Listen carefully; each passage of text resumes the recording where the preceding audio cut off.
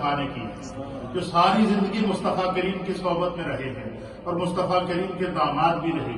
اللہ تعالیٰ مولا کائنات کی قبر پر کروڑوں رحمت نازل فرمائے. مولا کائنات فرماتے ہیں کہ ان النبی صلی اللہ تعالی علیہ وآلہ وسلم کہ نبی اکرم نور مجسم جناب سید العالمین محمد رسول اللہ صلی اللہ تعالی علیہ وآلہ وسلم نے فرمایا قال حضور علیہ الصلوۃ والسلام نے فرمایا الا ادلکم علی ما یکفر اللہ بہ الخطایا. اللہ اکبر. اللہ کے حبیب علیہ السلام کی بارگاہ لگی تھی, صحابہ اکرام ہدایت کے ستارے موجود تھے. مولا کائنات کہتے ہیں کہ سرکار نے صحابہ میں مخاطب کر کے ارشاد فرمایا اج میں تمہیں اس چیز کی خبر نہ دیا کہ جڑا عمل تسی کرو تو تواڈے سارے گناہ اللہ مٹا دے.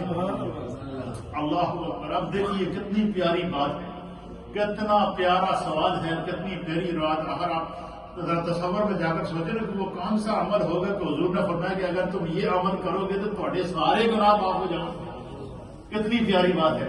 حضرت مولا کائنات فرماتے ہیں کہ سرکار نے فرمایا کہ کیا میں آج تمہیں الا ادلکم, کیا میں آج تمہیں اس چیز کی خبر نہ دوں جو تمہارے تمام گناہوں کو مٹا دے. اللہ اکبر. صحابہ اکرام نے عرض کیا یا رسول اللہ ضرور آپ ہمیں ایسا عمل بتائیں کہ جس سے ہمارے سارے گناہ معاف ہو جائیں. تو اللہ کے حبیب علیہ الصلوۃ والسلام نے فرمایا, سرکار نے فرمایا کہ وہ جو ہے جو چیزیں تمہارے گناہوں کو مٹائیں گی وہ 3 اعمال ہیں. کیا ہے؟ 3 اعمال کو تسلسل سے کرو, پابندی سے کرو, ان اعمال کو چھوڑو نہیں.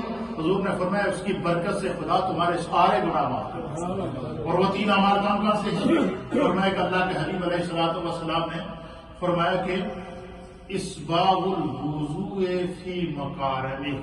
اللہ اکبر. اللہ کے حبیب علیہ الصلوۃ والسلام نے فرمایا کہ مشکل وقت میں نماز کے لیے وضو کر. مشکل وقت میں کب؟ جب سردی. آپ تو ہم لوگ تو یہاں موجود ہیں, یہاں تو ہر طرح کی سہولتیں موجود ہیں, لیکن آپ کشمیر میں چلے جائیں, گلگت میں چلے جائیں, ہمارا جو علاقہ ہے جس علاقے کا میں رہنے والا ہوں ضلع سدنوتی پونچھ سیکٹر, اس کے اندر چلے جائیں, وہاں اس وقت 4-4, 5-5, 6-6 فٹ برف پڑی ہوئی. اچھا, اس ملک کے اندر تو یہ ہے کہ ہر طرح کی سہولت موجود ہے, بائلر وغیرہ سسٹم لگا ہوا ہے, آپ ٹوٹی آن کرتے ہیں تو آپ کو گرم پانی نصیب ہوتا ہے, ہر چیز ملتی ہے. لیکن جہاں 4-4 فٹ برف پڑی ہوتی ہو, گیس موجود نہ ہو, بجلی موجود نہ ہو, اور وہاں پر پھر پانی کے اوپر جو ہے وہ شیشے کی بنسبت کئی فٹ کا کوڑا جمع ہوا ہو, اور وہ برف والا پانی ہو, اور اس برف والے پانی کے اندر میں نے اپنی آنکھوں سے اپنے بزرگوں کو دیکھا کہ صبح جب وہ اٹھتے تھے تہجد کے لیے تو پانی جو برتنوں کے اندر ہوتا تھا وہ بھی جمع ہوا ہوتا تھا, جو کنویں کا پانی ہوتا تھا وہ بھی جمع ہوتا تھا. وہ کیا کرتے تھے, وہ ایک سنبا لے کر, ایک لوہے کا وہ سریا لے کر وہ کیا کرتے تھے, پہلے اس پانی کو توڑتے تھے, شیشے کو توڑنے کے بعد اتنی جگہ بناتے تھے کہ پانی کے اندر برتن جا کے اس میں سے پانی نکال سکیں. وہ برف والا, وہ ٹھنڈا, وہ جمع ہوا پانی نکال کر وہ اس سے وضو کرتے تھے. اور میں نے خود اپنے والد مرحوم رحمت اللہ علیہ کو دیکھا کہ کڑک وہ برف والے پانی سے وضو کر کے پھر برف میں چل کر کے فٹ برف میں چل کر مسجد میں جا کے آزان دیتے تھے.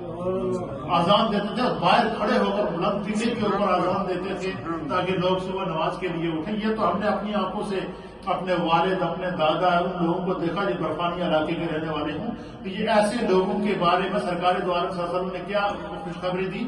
اللہ کے حبیب نے فرمایا کہ میرے صحابہ, کیا هل الا ادلکم علی ما یکفر اللہ بہ الخطایا, کیا میں تمہیں آج ایسے اعمال کی خبر نہ دوں جو عمل انسان کرے تو اس کے سارے گناہ خدا معاف کر دے. فرمایا کہ ان میں سے پہلا عمل کیا ہے, فرمایا کہ سب اسباغ الوضوء فی مقارنہ, کہ وضو ایسے وقت میں وضو کرنا کہ جب بہت زیادہ شدت ہو, سختی ہو, ٹھنڈا پانی ہو, لیکن اس کے باوجود بندہ یہ کہے کہ بھائی بے شک ٹھنڈک ہے لیکن قیامت کی جو ہے وہ جہنم کی آگ سے یہ ٹھنڈک بہتر ہے, جہنم کی آگ کی گرمی سے یہ ٹھنڈک بہتر ہے. فرمایا سخت سردیوں کے اندر اور سخت وقت کے اندر وضو, مکمل وضو کرنا, اور پھر مکمل وضو کرنے کے بعد پھر کیا ہو, وَآمَادُ الْإِقْدَامِ إِلَى الْمَسَاجِدِ, بندہ صرف وضو ہی نہ کرے، فرمایا ٹھنڈے پانی نال سخت وقت نال سردی دے وقت بندہ وضو کر کے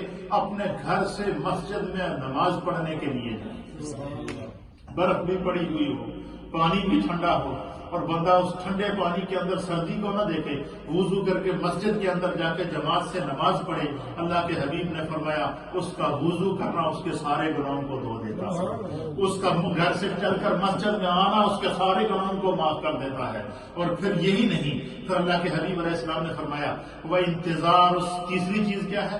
حضور نے فرمایا وہ انتظار الصلاۃ بعد صلاۃ، ایک نماز وہ اللہ دے بندیاں اللہ کی عبادت کا ایسا لذت آتی ہے، ایسا نشہ ہوتا ہے اللہ کی عبادت میں کہ انتظار الصلاۃ بعد الصلاۃ، ایک نماز پڑھ کے دوسری کی فکر میں جو دے کہ دوسری جب ٹائم آئے تو وہی پڑھ لی، پر میں ایک نماز پڑھ کے دوسری کی بتا فکر، ہمیں تو ایک نماز پڑھ کے کہتے جان چھوٹ گئی، نکلو